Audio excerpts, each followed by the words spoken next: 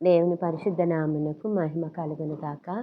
దేవుడు అనుగ్రహించినటువంటి మరి యొక్క తరుణాన్ని బట్టి దేవాది దేవునికి వేకప్ విత్ గాడ్ వారికి నా కృతజ్ఞతలు తెలియజేస్తూ ఉన్నాను. ఈ నూతన దినములో దేవుడు మనకిస్తూ ఉన్నటువంటి సందేశము 1 కొరింథీయులకు రాసిన పత్రిక 1వ అధ్యాయము 18వ వచనము. కొరింథీయులకు రాసిన మొదటి పత్రిక 1వ అధ్యాయము 18వ వచనము ఇలాగున వ్రాయబడి ఉంది. సిలువను గూర్చిన వార్త నశించుచున్న వారికి వెర్రితనము, కానీ రక్షింపబడుచున్న మనకు దేవుని శక్తి.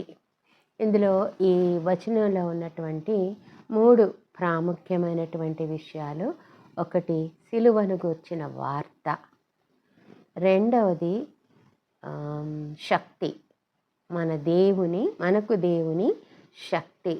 మూడవది రక్షింపబడుచున్న అనే ఈ 3 విషయాలు మనం కొంచెం ధ్యానం చేసినట్లయితే, సిలువను గూర్చిన వార్త ఏంటి అంటే అది క్రీస్తు సువార్త, క్రీస్తు యొక్క శ్రమ, మరణ, పునరుద్ధానములను గూర్చినటువంటి వార్త.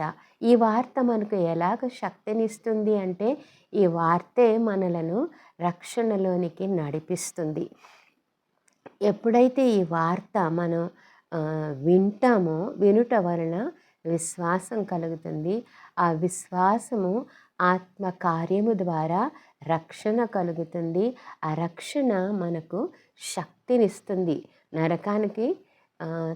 నరకం నుండి తప్పించి పరలోక రాజ్యంలోనికి నడిపించేటటువంటి శక్తి సిలువను గూర్చిన వార్త. మరి ఈ శక్తిని ఎలా పొందుకోవాలి? ఇది దేవుని శక్తి, మనకు దేవుని శక్తి అని చెప్పబడి ఉంది కదా. ఈ శక్తిని ఎలా పొందుకోవాలి అంటే, ప్రతి దినము ఈ సిలువను గూర్చిన వార్త ఇతరులతో పంచుకోవాలి.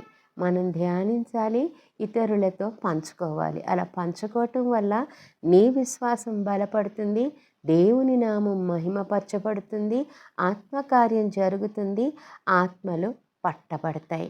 ఇవన్నీ కూడా ఎలా జరుగుతాయి అంటే అది దేవుని శక్తి. కనుక ఇది సిలువను గూర్చిన వార్త నశించుచున్న వారికి అది వెర్రితనమే, ఎందుకంటే వారు నమ్మరు కాబట్టి.